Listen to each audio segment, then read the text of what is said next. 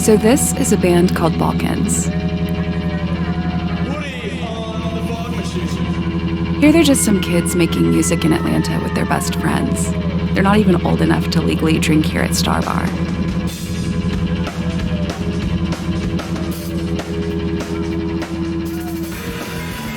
This is the first track from their self-titled debut album that they're going to release about a month from this moment. It's going to be met with warm critical reception on a national level, but they're going to break up pretty much right after this. So what happens to Balkans after that?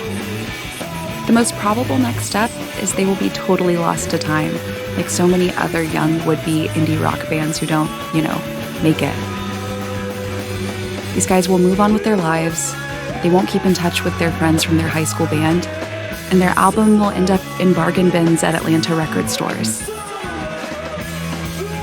But somehow, that's not exactly the story of Balkans, and I want to know why.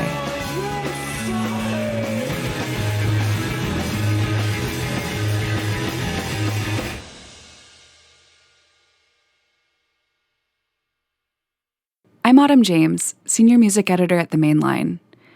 At the beginning of 2021, I set out to write a feature celebrating the 10th anniversary of the Balkans album, and how this short-lived band's story is passed on like Atlanta alternative music scene legend. See, the way the story typically goes is that Balkans formed around 2008 when they were still in high school, but they quickly became a local favorite and were part of this thriving community of Atlanta musicians.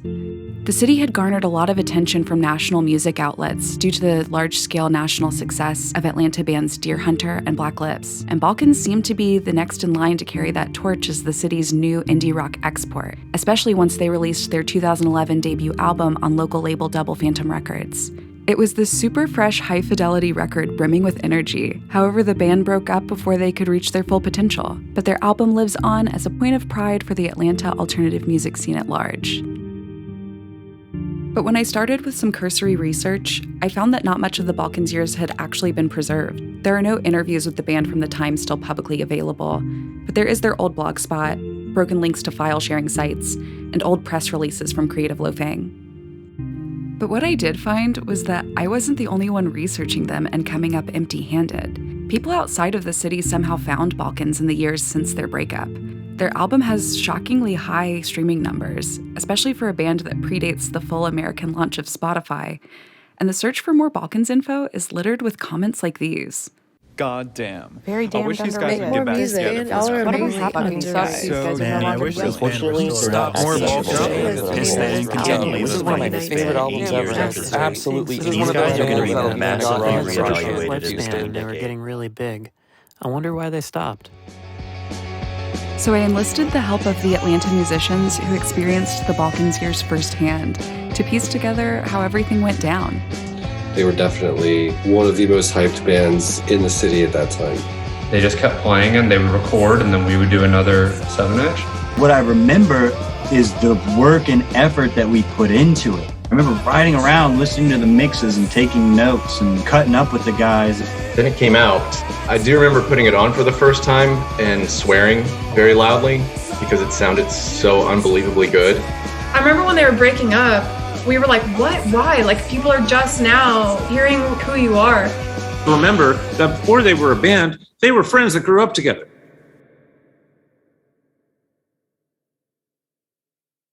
Before we get into the specifics of how the Balkans record was made, the community they were a part of, and how this album is continuing to resonate with listeners a decade later, we have to start from the very beginning.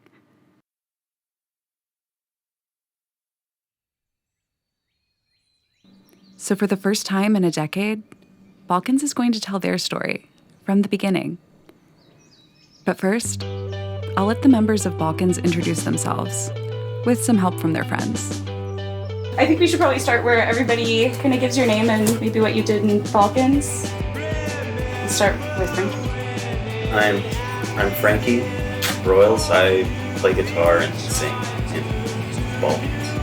I think Frankie was like the brooding, quiet one. Frankie's the introverted one.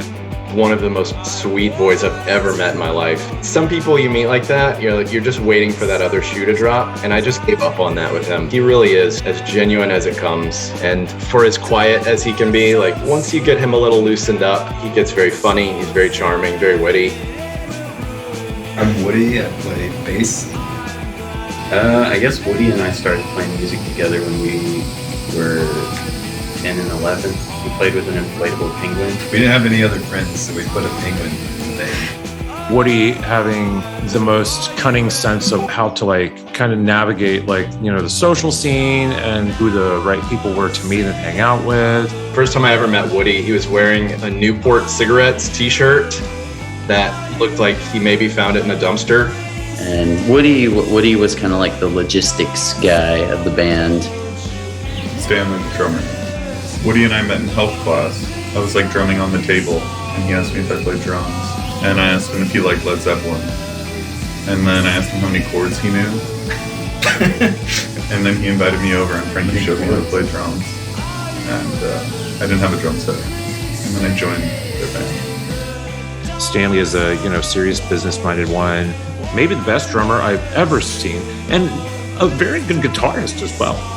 Stanley, he is laser focused and he's particulate.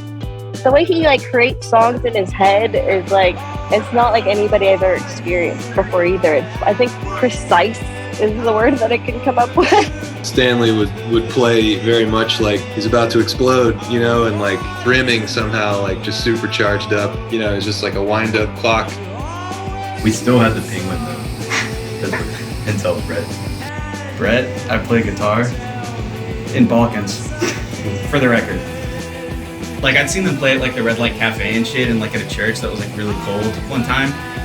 But I knew their music, and I was like, whoa, these guys are actually good. I think Woody asked me initially, but we had film class. We had film club. We didn't have class, and we became super tight in film class club. You placed the penguin, yeah. It was big shoes to fill.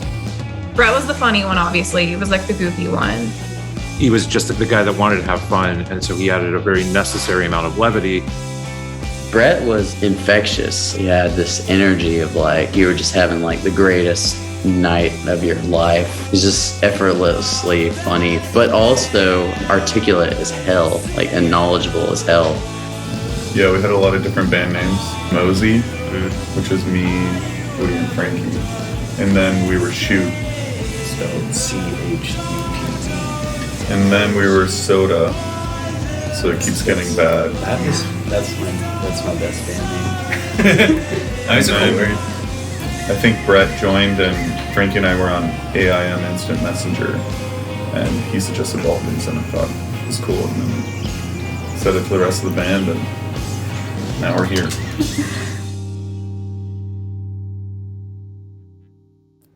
Here, by the way, is Frankie's family's cabin in rural South Georgia that he's used more recently to record with his current band, Omni.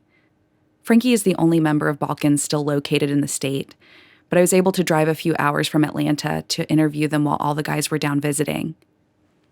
So what's the next step after that? When did y'all go hey, we maybe kind of want to be a little bit more serious about this? I remember when we went to play at the Drunken Unicorn or whatever, and that was our first. I think it was always serious. Yeah. We were always let's hopefully this turns into something. So we just kept writing songs and then trying to get good shows. And they did get a lot of good shows, and people started to take notice. And my first thought was look at this boy band. They're all so cute and handsome. And then I saw them play for the first time, I want to say at 529, more than likely. But it was oh, and they're good. That's Tyler Walters, who played drums in The Clap, a band that would end up playing shows with Balkans pretty frequently. It was just they knew what they were doing. They knew where they wanted to go. They had a goal. That was definitely my first impression. I first heard about and saw them and maybe even met them the night that I moved back from Portland, Oregon after I'd been living out there for a few years. This is Tim Gratz. He played guitar in the experimental pop outfit Mood Rings. They were playing a show at one of the iDrums But their show blew me away. And then, a year or so later, I started playing in a band around town, and then we were on bills together.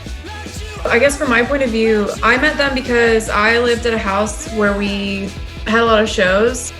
This is Rachel Pagillo. She was in the band Knave's Grave.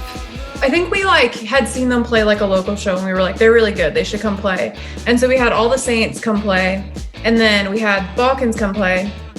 And they were super nervous. They were 17. But yeah, they played a show at our house, and that show was I have pictures from that. That show was so fun. There were so many people in my living room, and All the Saints had taped camcorders to their head and filmed the show. It was awesome, and people went nuts for Balkans. I guess we just kept in touch with them. I don't remember, but we ended up being really close friends. Rachel went on to play bass in a band called Gold Ghost she formed with Frankie on drums and Dan Wakefield of Ominous Castle playing guitar. I was taken to, I don't know if I'd say one of the first Balkan shows. It feels like it would be one of the first Balkan shows. It was just in somebody's garage. Yeah, I think I met Woody there, if I recall. And it's not like we had a long conversation or anything. I think I was just like, I have a band. And then he's like, I have a band. And I'm like, I just saw your band. We kept on running into each other. My band was playing out fairly regularly at the time, Ominous Castle. I forget exactly how we all ended up just running in the same circles. But however it happened, there was suddenly a thriving Atlanta music scene of young bands ready to make a name for themselves. And this was fully cemented when Balkans made contact with the new local label that would eventually put out their debut LP. So naturally, they reached out on the platform most bands were using at the time. Yeah, so the first time I remember Balkans is on MySpace. David Mansfield, he and I were doing this Double Phantom label. This is Philip Frobos. He played bass in Carnivores and co-founded Double Phantom Records in the summer of 2007 with David Mansfield. There were other 7-inch labels in Atlanta at the time that we all looked up to, and that was Rob's House, Slaughterhouse, Douchemaster, Army of Bad Luck, International Hints. We looked up to these people. We wanted to put our own, stamp on the scene. And, I got a MySpace message from Woody. And he was like, I really like this band. I think they just had Zebra Print was on MySpace. When I heard Zebra Print, the energy was just very, very real right there from the get-go. He was like, yeah, well, they're playing at the Drunken Unicorn. He was like, you want to go? And I said, yeah, I'll go. Let's do it. It's we're A&R guys, I went and saw them at the Drunken Unicorn. That's the first time I met them in person. And I met Woody. Well, I met them all, but I mainly talked to Woody then. And, we just kept in touch. I think we just booked a house show together. And that was really the first time that we all played together and hung out. And that was at David's house in Kirkwood. Carnivores played and they played. David's wall got busted in during their set. Somebody threw themselves into the wall or something like that. And we had to learn how to fix drywall. We moved into a house all together except for Brett, and then made a kind of practice space studio in the basement. Spent a lot of time there getting black mold poisoning. Yeah, house is extremely old. Woody had found this house out in the North Druid Hills out by Emory that he got me and Frankie to move into with him. And Stanley, Philip Provost from Carnivores lived there. It's just this really cool house with wood panels, black and white checkered floors. One time I came home and the guy that lived across the street had come home from work, and then we didn't pick up our trash cans for days. So he was lining them up in front of the driveway as I was pulling out to pull in the driveway, and I just drove past and I was like, I don't live there.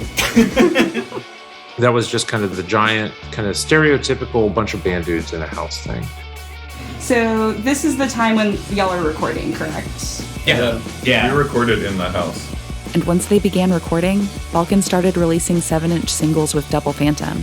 The Zebra Print 7-inch. Yeah, that would have been our 7th release under Double Phantom. We did another 7-inch for Georgianne in 2010, and then, the next year was the big release. And we're going to get in depth on the release of the Balkans' debut album in part 2. We played Battle of the Bands with Brett.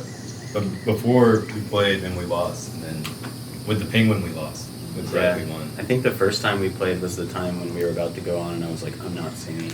And then Woody decided to sing instead. Yeah, so Woody had to sing. What did y'all play? We covered Die Your Maker by Led Zeppelin. Led Zeppelin And Woody sang it. We didn't win. Yeah, we got cut off early, and I was like, we gotta stop.